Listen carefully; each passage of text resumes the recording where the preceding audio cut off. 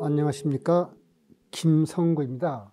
오늘은 반야심경과 양자역학에 대한 제4부로서 반야바라밀다와 내러티브라는 제목으로 강의를 하려고 합니다.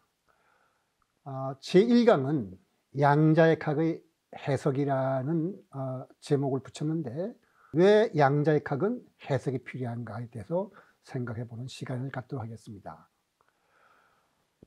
불교가 말하는 것은 자신이 만든 매트릭스에서 벗어나 진실을 보라는 것입니다.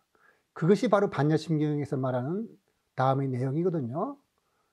왜냐하면 보리설타의 반야바라밀다 고심무가의 무가예고 무유공포 원리전도몽상 구경열반, 즉 보살은 반야바라밀다를 의지함으로 마음에 걸림이 없고 걸림이 없으므로 두려움이 없어서 뒤바뀐 헛된 생각을 멀리 떠나 완전한 열반에 들어가며라는 뜻입니다.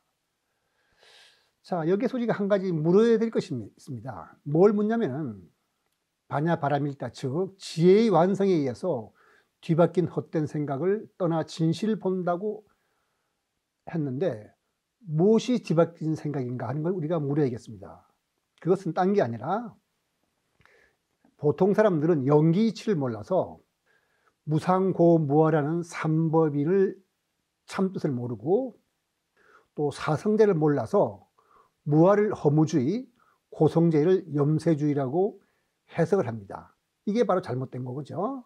그래서 조금 더 풀이해서 말씀드리자면은, 대승불교에서는 공이라고 합니다만은, 일단 삼법에서 말한 대로 무아라고 한다면, 무아는 상주불멸의 실체가 없음을 뜻하는데, 이것을 아무것도 없는 허무주의로 오해하는 사람들이 많이 있습니다.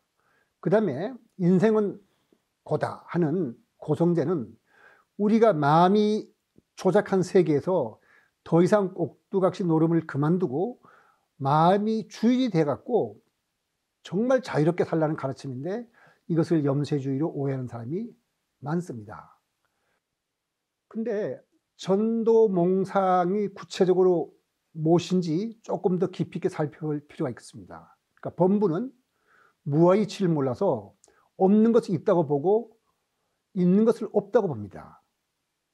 그 없는 것이 있다고 보는 것의 이해가 뭐냐? 그것은 우리가 물질과 마음을 오온이라고 그러는데, 오온의 실체가 없는데 사물의 실체가 있고 객관적 실체가 있다고 보는 겁니다. 이건 우리가 잘 알고 있죠. 여기 컵이 내가 보든 안 보든 이 컵은 이런 모양으로 존재한다고 생각을 합니다. 이 문제에 대해서는 이미 제가 3부에서 또 2부에서도 그렇고 양자역학의 확률파와 뇌신경과학자들의 견해를 지금까지 설명했기 때문에 더 이상 설명을 할 필요가 없을 것이라고 생각합니다. 왜냐하면 모든 거시적인 물체를 구성하고 있는 소립자나 원자는 실체가 없는 확률파니까 여기에 대해서는 더 이상 설명하지 않아도 여러분들이 잘 이해하실 수 있으리라 믿습니다. 근데 있는 것을 없다고 보는 것은 뭐냐면은, 실체는 없지만 영기적으로 활발히 활동하고 있는 어떤 존재, 그걸 우리가 가라고 그러는데, 가유라 해서 그것을 아무것도 없다고 보는 것이 범부의 오해입니다. 이 오해에서 이런 무림이 생겨납니다. 무아인데 누가 유하는가? 무아인데 누가 괴로워하며 수행하는가? 이것을 우리가 공에 빠졌다 그러는데, 공에 빠졌을 때 이런 물음을 나온다 그래서 공에 빠지는 것을 경계하는 것이 바로 가입니다. 무아라고 하지만 나라는 존재와 사물은 잠정적으로는 존재합니다. 아와 사물의 실체가 없어서 거기에 동일성은 없지만 연속성이 있습니다. 그래서 아의 경우 이것을 잠정적으로 존재하는 나라 그래서 가라고 합니다. 그러니까 세상에서 말하는 자도 사물도 모두 사건의 흐름이지만은, 사건이 인과관계를 맺고 일정한 시간 동안 지속하면은 사람들은 거기에 어떤 존재가 있다고 생각합니다. 그러니까 나라고 부르는 현재의 존재도 따지고 보면 음식, 정보, 빛 등이 들락거리는 복잡한 프로세스로서 사건의 흐름입니다. 그렇지만 10년 전의 나와 오늘의 나에게는 동일성은 없지만 둘은 인과관계로 이어진 연속성을 가지고 있습니다. 따라서 나라는 것은 과정으로서의 자아를 말합니다. 그러니까 불교가 상주불멸의 안은 부정하지만 과정으로서 자아를 부정하는 것은 아닙니다. 그래서 그것을 우리가 가라고 그러는데, 가는 상주불멸의 존재는 아니지만 과거, 현재가 인과적으로 연결되어 있기 때문에 현재의 나는 과정 전체에 대한 책임이 있습니다. 과거에 내가 무슨 짓을 했으면 그 과거에 내가 한 짓에 대해서 책임을 내가 지는 겁니다. 그리고 부처님의 설법에도 그런 뜻으로 말씀하시는 것이 많이 있습니다. 잡암경 22권의 그 581경에 보면 이런 얘기가 나옵니다. 아라는 나가 있고 내 것이라 해도 허물이 없다. 법구경 166번째 개통에는 나의 주인은 나이며 나를 제하는 것은 곧 나다. 그다음 사분율에는 이런 말이 나옵니다. 젊은 사람들이 어떤 그 여자들하고 놀다가 여자에게 돈만 받고 도망쳤어요. 그래서 젊은이들이 바쁘게 그 도망친 여자들을, 유녀를 찾으러 가니까 부처님이 불러서 이렇게 묻습니다. 젊은이들이요, 잃어버린 자기 진심을 찾는 일과 도망친 유녀를 찾는 일 중에서 어떤 것을 더 시급하게 찾아야 한다고 보는가? 잃어버린 내 마음, 그게 더 중요하지 않느냐? 그러니까 부처님도 어떤 잠정적으로 지켜야 될 어떤 존재를 인정하는 거죠. 그래서 오온의 결합인 가는 상주불멸이 아니고 이거 사라지게 마련입니다. 그러니까 오온이 작용해서, 즉 유의에서 벗어나야 열반에 이르게 되지만, 그렇다고 해서 가는 뭐 존재하는 것도 아니니까 무시해도 좋은 것은 아닙니다.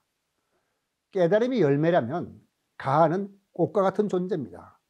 좋은 꽃에서 좋은 열매가 열듯이 가를 소중히 여기고 존귀하게 여기고 잘 가꿔야 깨달음이란 열매가 열리게 되는 겁니다. 또한 불교가 무상고무아를 말하지만 상주불멸의 법칙과 열반의 즐거움도 말합니다. 그러니까 상주불멸의 법칙이 있다 그래요. 열반의 즐거움도 말합니다. 그러니까 부처님 말씀 한번 들어보기로 할까요? 부처님은 분명히 삼법인을 설해서 무상고아를 말씀하셨고, 또 삼법인은 연계의 논리적 기결이기 때문에 연기법이 옳다면 삼법인이 맞아요. 그럼에도 불구하고 대승열반경에서는 상락아정을 말합니다. 그러니까 상락아정은 무상고무아와 부정과 반대되는 개념이죠. 부정이라는 건 뭐냐면 번뇌로 가득 차서 아주 깨끗하지 못한 마음을 말하는 거니까, 그러니까 무상고무아 부정에 반대되는 말이 상락아정인데, 근데 이것을 대승경전을 쓴 사람들이 생각 없이 말한 거냐면 그렇지 않습니다. 부처님의 설법에 그 뿌리가 있어요. 바로 잡암경 12권 299번째 연기법계에 보면 이런 말이 납니다. 연기법은 내가 지은 것도 아니요 다른 어떤 사람이 지은 것도 아니다. 열애가 세상에 나오건 안 나오건 간에 이 법은 상주요 법주요 법계이니라. 열애는 다만 자각하여 연기치를 깨달은 것이다. 연기법은 상주불멸의 법이라고 말씀합니다. 그 다음에 자바암경의 그 293 심신경에는 유의에는 생주이밀이 있지만 무의에는 생주이밀이 없다.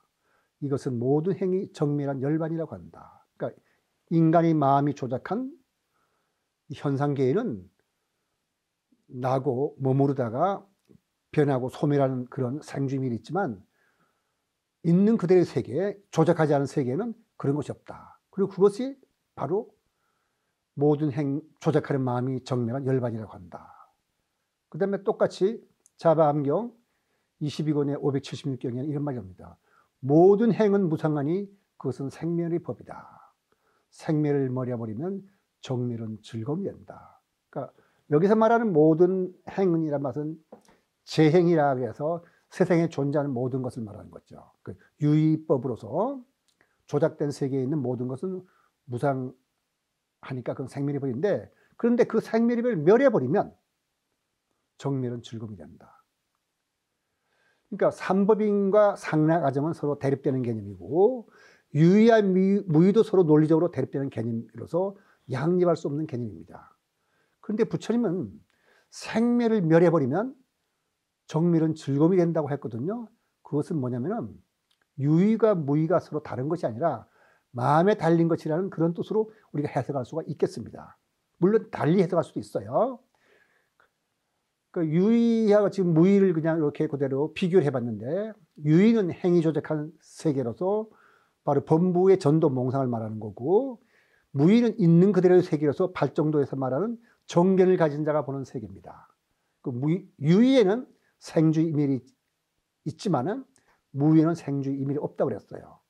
그 다음에 유의는 무상하고 괴롭고 실체가 없고 번뇌로 뒤덮인 것이서 깨끗하지 못하지만, 무의는 상락하자 항상 그렇게 그런 식으로 존재하고 즐겁고 아가 있고 나라는 실체가 있다는 뜻이에요.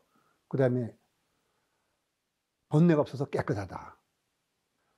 논리적으로 판단할 때 유의와 무의는 서로 양립할 수 없는 두 개의 다른 세계입니다. 실제로 부처님이 가르침을 철학적으로 해석하려고 노력했던 아비달마 불교인들은 유의와 무의를 별개의 세계로 봤습니다.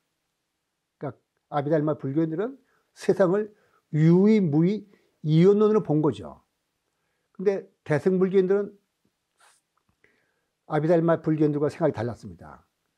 같은 세계를 봤어요. 즉 같은 거를 보는 자가 따라서 어떤 자는 전도 몽상이 돼서 유의라고 보고 정견을 가진 자는 무의라고 봤다는 뜻입니다. 이런 걸 우리가 어떻게 판단해야 될까요?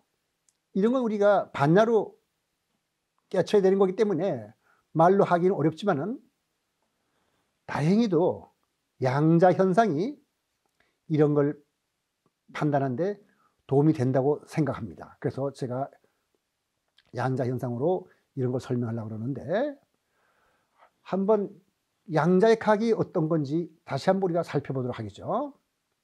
앞선 강의 반야심경 양자역학 제2부 제3강에 보면은 측정적인 물리계를 확률파로 해석하면 양자 현상에 대한 실험적 관측 결과와 양자역학의 이론을 만족스럽게 설명할 수 있다고 했습니다. 근데 여기서 한 가지 물음이 있게 됩니다. 왜 양자역학은 해석을 필요로 하는가 하는 겁니다. 양자역학을 제외하고 이 세상 모든 과학은 이론과 실험으로 이루어집니다. 이론은 실험 내용을 설명하고 실험은 이론을 확인하면 끝나요. 근데 왜 양자역학은 그렇게 안 돼 있고 해석이 필요한가 하는 거죠. 이유는 미시세계의 자연상은 인간의 사물 인식 방식으로는 이해할 수 없기 때문입니다. 우리 현상을 살펴보자면 이중슬릿 실험에서 입자가 어느 슬릿으로 오는지 관찰하지 않으면 스크린에 간섭물이 나타나요. 그거는 바로 대상이 파동이라는 것이죠. 근데 입자가 어느 슬릿을 통과하는지 관찰하면 스크린에서 간섭물이 사라집니다. 즉 관찰하면 원자나 소립자는 파동이 아니고 입자로 나타나게 됩니다. 그러니까 관찰자의 관찰 방식에 따라 물리계는 입자로, 때로는 파동으로 나타납니다. 이것은 무슨 뜻이냐면 자연계가 묻는 방식에 따라 다르게 답한다는 뜻입니다. 그렇다면 유의와 무의도 세상을 보는 자의 마음에 따라 다르게 본다고 해서 그다지 이상할 것은 없지 않겠습니까? 이중슬릿 실험에서 보는 바와 같이 관찰자의 물리계는 파동이기 때문에 양자역학 이론에서 다루는 물리계는 오직 파동입니다. 반면에 실험에서 나타나는 것은 오직 입자일 뿐입니다. 이중슬릿 실험에서 우리가 간섭 무늬를 관찰하고 물리적 대상이 파동이라고 판정할 때도 스크린을 때린 것은 입자입니다. 지금 밑에 그림이 보이는데 마루처럼 톡 튀어나온 것은 입자가 많이 때렸다는 것이고 쏙 들어간 것은 입자가 작게 때렸다는 겁니다. 어쨌든 측정 도구에서 측정되는 것은 언제나 입자입니다. 이론이 다루는 파동과 실험이 다루는 입자는 전혀 성질이 다릅니다. 둘의 성질은 논리적으로 양립할 수 없습니다. 그럼에도 불구하고 양자역학 이론은 물리 현상을 아주 완벽하다고 할 만치 잘 설명합니다. 여기서 이론과 실험을 인간이 이해할 수 있는 방식으로 설명할 수 있는 해석이 필요해지는데, 이 해석은 일종의 내러티브입니다. 내러티브이기 때문에 여러 가지 해석이 있을 수 있습니다. 그리고 불교 교설도 사실은 반야를 그대로 전할 수는 없습니다. 그래서 그것을 우리가 이해할 수 있는 방식으로 설명을 했기 때문에 역시 불교 교설도 깨달음에 대한 내러티브라고 말할 수 있습니다. 그래서 유의와 무의 관계도 양재하고 입자파동처럼 이중성으로 볼 수가 있습니다. 유의와 무의에 대한 부처님의 설법도 유의, 무의는 마음의 문제라고 보는 것이니 이중성으로 해석할 수 있겠습니다. 부처님 설법에서 이렇게 말씀하셨죠. 유의에는 생주의 이멸이 있지만 무의에는 생주의 이멸이 없다. 생멸을 멸하면 정멸은 열반의 죽음이 된다. 즉 대승불교에서는 생사즉 열반, 번뇌즉 벌이, 범부즉 부처와 같이 유의, 무의를 같은 것의 다른 표현이라고 보고 있는 겁니다. 결국 대승불교는 이중성이 사물의 본질이라고 보고 있는 것인데 이렇게 보는 것이 유의와 무의를 별개의 세계라고 보는 것보다 훨씬 더 설명해야 간단하고 수승합니다. 그리고 과학적으로도 또 접근하기 쉽습니다. 그래서 이중성이 사물의 본질이라고 본다면 양자의 그 해석을 통해서 살펴보는 것은 불교 교리를 이해하는 데 큰 도움이 될 것입니다. 오늘 강의 여기서 마치도록 하고 다음 이 강에서는 양자의 해석 중 코펜하겐 해석에 대해서 살펴보고 반야심경에 비교할 것이다. 오늘 강의 여기서 마치도록 하겠습니다.